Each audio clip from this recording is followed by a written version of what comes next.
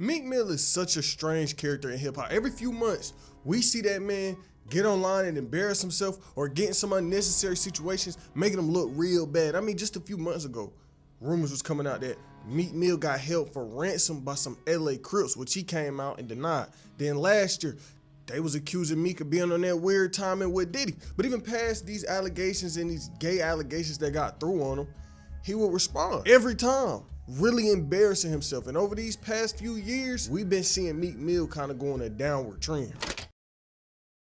Now, Meek Mill is somebody most people know. He's been around for a long time, but him being around for a long time don't mean the talk around his name was always good. It's been many times throughout his career where we see Meek in some real bad situations. I mean, probably the biggest L he ever took was in that beef with Drake.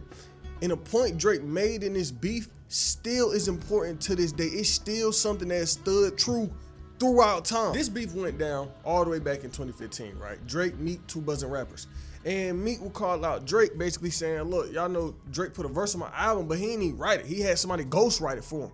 And when Meek said this, it really did change the way that people thought of Drake. You know, a lot of rappers take pride in writing their own raps and writing their own music. So for Meek to come out and say, look, Drake ain't writing. He got ghostwriters. They put a stain on Drake's career that will never go away no matter how hard he tries to make it go away. Vice wrote this: last night while most people were sleeping, a number of hip hop artists started voicing their opinions on ghostwriters after Meek Mill targeted Drake for not writing his own verse on Meek Mill album, and for not promoting Meek Mill album. But even though this beef left a real bad stain on Drake's career, the exact same thing could be said for Meek Mill. He came into this beef with a heavy hitter, this info bomb on the world.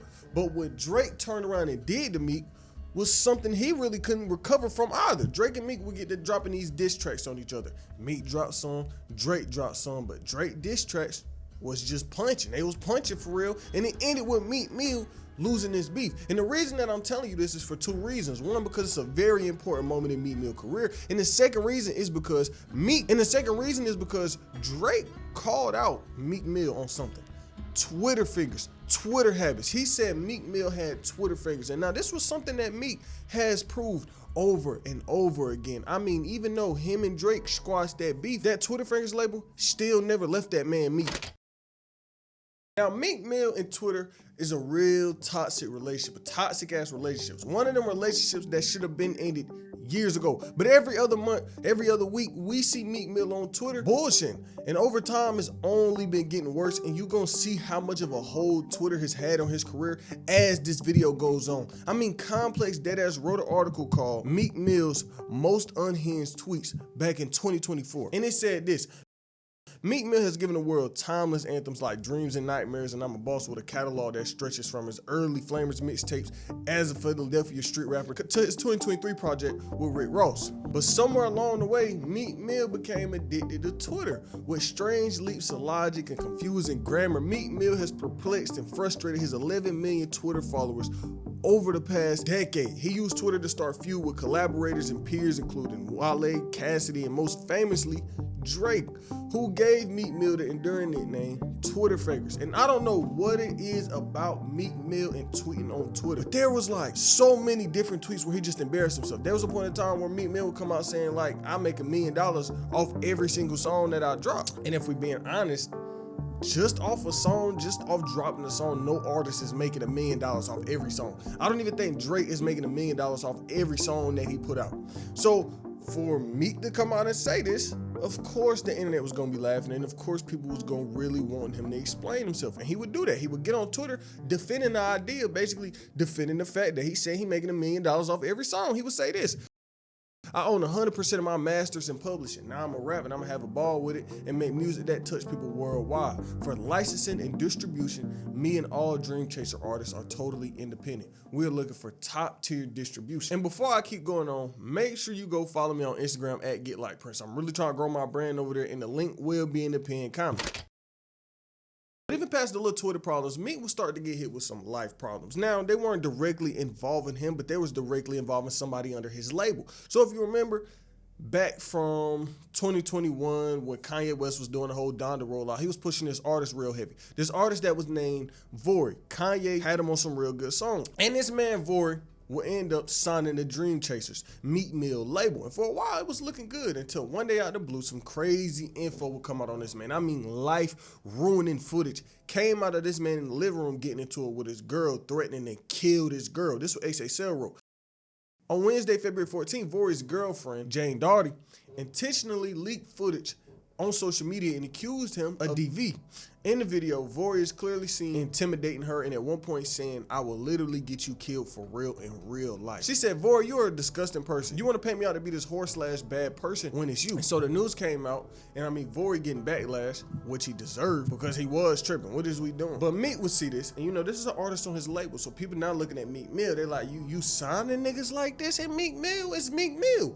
He would get on Twitter straight calling the man out. He was like, "Man, I'm dropping him from my label." Meek said, "This guy's not a dream chaser. He has a mental problem. We cutting ties. We don't care how your music sound. He been ducking my calls for months and telling people I'm threatening him. He is not a dream chaser. I'm disconnected from all these wild ass people when it's lit out here. Life kind of serious. Hold your folks tight." Every time somebody in the A rob him, he called me and I got to politely call people I rock with to assist him while he biting my back. I'd rather disconnect from people like that. Y'all out here manipulating any and everybody. Y'all gonna suffer. That's a bad game to play.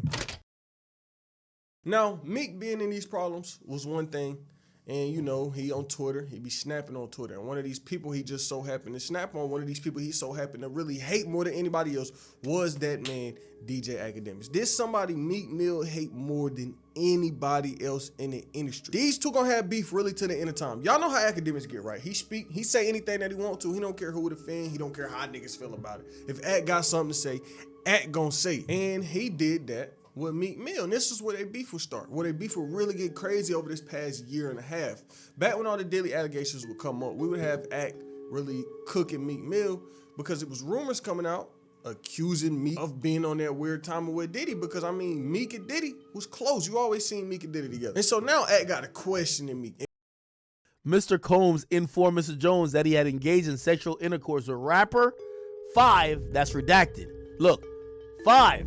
He's a Philadelphia rapper who dated Nicki Minaj. We were playing around with that Michael Rubin. But if you don't, you've been tweeting about, you've been tweeting about everything on planet Earth. If you don't get a Twitter rant saying you about to get Lil Rod killed, you about to shoot up his block, blow his mama's house up, this is saying that you and Diddy were fornicating. What the Meek? Like, I can't even imagine such debauchery and such happening to a gangster rapper like Meek. Imagine after a freak-off session with allegedly Meek and Diddy, and now Diddy's over here braiding Meek's hair. Like, come on, bro. No. He's a Philly rapper who did not. No way. Nah, it's no way, bro. And Meek will get on Twitter mad at Act. He's snapping. He mad as hell. He said, "Academics, didn't I tell you to stop playing on my name? I don't know what I'm gonna do when I actually see you. The way y'all coming on is sick now. I can't wait to meet Academics. Act not gonna play no games with me. They trying to do damage control now. That's the same way they almost tricked y'all with Lil Baby." Meek also said, "Academics are alcoholic, fully powered by the white man. Who you think posting that on every website? They be so mad they can't stop it. It's a few groups. Get me his addy. I'ma shoot a full production music video in front of his house. He an alcoholic with no life, talking to the kids on the computer. Normal kids watch Kai, Aiden, Wallow, Gilly. You a sick black man with no life achievements trying to destroy black men because you envy us as me." And so Meek sent some shots at Act, and y'all know Act gonna respond. Act would come back at Meek, and now for a period of time, these two was just full on arguing on Twitter. Act said, "Honestly, I don't even think Meek gay, but it's weird as hell how he got on Elon Musk's Twitter to blame me for what a lawsuit said and promote a song. Dog, you know you can just say that's not true, they lying. Bro done dropped the trailer more times than the SoundCloud link, like he trying to use that as promo. That's odd to me." Act will say, "Cut this bunny hopping fake gangster stuff out. You a reformed nigga or you a killer. Until you shoot a video in front of Dean House, I don't want to see this on social media. You wildin' trying to promote your whack song. The day a dude use a gay rumor and beefing with a blogger to promote a song is when I realized the game is too crazy for me. I'm gonna pray for Meek. He gotta be back on them perks." I said, how much y'all want to bet I got that I'm going to get that reform stop for that hating that Meek. Either he stop being a thug or be a full-time activist. We going to get a meet with that governor over him standing next to a guy who's threatening violence and acting like a killer online, but crying when he's in their presence. We can play that game too. You know what he tweeted me and said? "That's why I'm actually talking reckless to you. It's Twitter entertainment. We know what you're trying to do, and the internet got your head screwed up badly. These guys are actually saying what they jealous of with me. This guy wants me dead or in jail. Philly, done with you. You're acting like Philly dethroned you as king and made me king. I am not a king of Philly. I'm only a media entity. What Philly has said, Philly doesn't have to be done with act or start with act. What Philly has unilaterally said is they're tired of being blackballed and not having the same opportunity as people from other cities. Don't talk about what Philly's idea of academics is. Talk about how Philly feels about being given a chance, a platform, and what Philly felt you have done while you held that position and the ball you didn't pass to others, and how they feel you actively blocked other people. Okay? I understand that you're over here now trying to play victim, saying that this guy wants me dead or in jail, but you tweeted out your damn self, sir, you're willing to die. But I guess what you're trying to say now is all satire. That's not going to stop us from calling the governor. We're going to call him tomorrow, okay? We're going to have a hotline going on. I'm going to put it on my story, make sure everybody call that motherfucker, okay? We're going to call your governor because him standing next to a low-life level scum like you, while you tweet out one side of your mouth about how you will spin blocks, got switches, got Dracos, will kill niggas, pull up to niggas' house, piss on their steps, you got $1 million to wipe people's families off the map. You cannot be in the same breath then looking the other way in the other side of your mouth saying how much the prison system is unfair because a who does A deserves to be in jail. But you ain't the guy who do A. You just keep saying it. So you know what we're going to do? Just like how you told the governor that I'm responsible for murders, we're going to give you the choice. You either stop doing that. We're going to make sure you stop. Like, it's over for that. Okay? Stop tweeting like a killer. Or you could tweet like a killer and say it's jokes, but you're not going to be sitting next to the governor. You're going to pick one. Then we're giving you an ultimatum. Spin blocks, got switches, got Dracos, will kill niggas, pull up to niggas' house, piss on their steps. You got $1 million to wipe people's families off the map. You cannot be in the same breath then looking the other way in the other side of your mouth saying how much the prison system is unfair because a who does A deserves to be in jail. But you ain't the guy who do A. You just keep saying it. So you know what we're going to do? Just like how you told the governor that I'm responsible for murders, we're going to give you the choice. You either stop doing that. We're going to make sure you stop. Like, it's over for that. Okay? Stop tweeting like a killer. Or you could tweet like a killer and say it's jokes, but you're not going to be sitting next to the governor. You're going to pick one. Then we're giving you an ultimatum. So, like, 2024 was really filled with Meek Mill online mad at everybody, but also these Diddy allegations. That was a big thing that happened to Meek last year. People was really questioning what kind of relationship he had with Diddy because, like I said earlier, Meek and Diddy was close. They was locked in. You was always seeing Meek with Diddy. So when the news first came out about Diddy, one of the first people the internet got to questioning was that man Meek Mill. And I mean, he's the perfect person. He with Diddy all the time. So of course, people gonna call up Meek, what you got going on? Of course, people gonna get online, yo, Meek, what was really going on with you and Diddy? What was really going on with Diddy in these parties? Because Meek had to be there. And it was bad. It was so much talk around Meek Mill getting cracked by Diddy and Diddy laying pipe on Meek Mill. It was so much. And then Meek will come out basically saying, look, like, this affected my real life. I got my kids asking me, am I gay? And what I got going on with Diddy. Like, 2024 was a real interesting year for Meek because it was the same amount of controversy. I mean, it was like every other month you seen Meek Mill getting into it with somebody, whether it's Act, whether it was 50 Cent, whether it was really anybody. But 2025 will come along and be just as interesting. Now, 2025 is not as bad as 2024 was for Meek Mill, but he been in a good bit of problems since this year started. Remember what I said at the start? There was rumors coming out that this man got robbed and held at gunpoint for ransoms by some gang members out in LA. Mm-hmm. So Meek is in the club, like he's up there like, yo, hold on, wait a minute. Y'all thought I was finished and y'all just tapped him on the shoulder. I just want to know. This shit crazy. Cuz didn't even get to that part. He walked in. Can't even get to the intro. No. God damn it. He walked in. As soon as he walked in or whatever, all the security that was with him, they spent around. I grabbed Cuz. Bro, What? get on the phone with Ross. Honey, all right, that's enough now. Get We're on not the gonna phone tell with all Ross. the No, details. we gotta hear this one. I said, Oh, get on Lord. the phone with Ross. Now this one gonna go viral. What? Get on the phone with Ross, neighborhood Crip. So he got on the phone with Ross. I took on the phone with Ross. Wait. So he didn't start like squaring up, trying to swing or nothing like that? And what? You grabbed him by the shoulder, like you put your hands on a grown man. He from the trenches. Like this. He from the trenches. Yeah, I know. A nigga from the trenches, but nah, it don't work like that.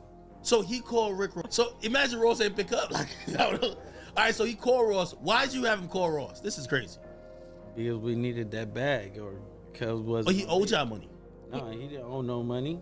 We took the money. Oh, this was some extortion. Oh, shit. Not extortion. Ken, It ain't all right. See, yeah, we don't want. See, I'm gonna have to probably bail him out after this We interview. don't want to get. No. We would just say Meek Mill stench on him. It's fine. Meek ain't gonna tell. Look, we don't want to get the extortion part. It was just a business transaction. You get How what much y'all I'm charging? Yeah. Wait, how many of y'all was there? It was just you? saying? No, it was probably about like 50 of us. 50 of y'all? 1,000 per person. Nigga, all right, cool. Yeah, I might get that 50. Then he was hot as hell, right? Wait. So who, I'm pretty sure, like, Ross has an answer to this. Meek neither. They're probably saying, the line, we ain't sending no money. How did y'all receive the cash? Cash. They gave you cash money. Yeah. No, they ain't gonna say nobody lying. And so this came out. It's all over the internet. People questioning Meek, and he would get online defending himself, basically calling it cap, saying that, like, I didn't get robbed. Meek said the guy must be using the story to confuse his incident because I ain't never seen him before. I would have put him to God's test on the spot. I never met Buddy, but I don't negotiate with fake thugs. Ask him what chain they snatched because all my chains and watches all up to 300K. It's blatant that they trying to use the internet and create it for you, even if it's not your life. In the real world, people respect me and how I carry myself in open arms. And basically, he would just keep on tweeting, defending himself. And not too long ago, the other day, Meek would come out basically giving more info on these situations. He would say something about some Diddy parties, and then he would also speak on how he never got robbed. Meek would get on Twitter and say, in the midst of Diddy on federal trial, I want to bring up the Lil Rod and his lawsuit that was dropped. He never said my name, but these blogs amplified that whole agenda against me. My culture don't believe in it, but it's an attack on my brain. I want to get to the bottom of it. And just to put this on public record, the craziest thing I seen at a Puff party is coke vibes. And that's all that was going on at these parties. I'm from North Philly. I had millions since I was 23. I don't want to be addicted to weed, not judging, but I see it different. And Loose Cannon with the academics interview was full bait. But also he's a nobody saying he just walked up and robbed. I was running into Suge Knight and Big U when I came to LA. No cameras was on. I was showing niggas out there's more to life with black success.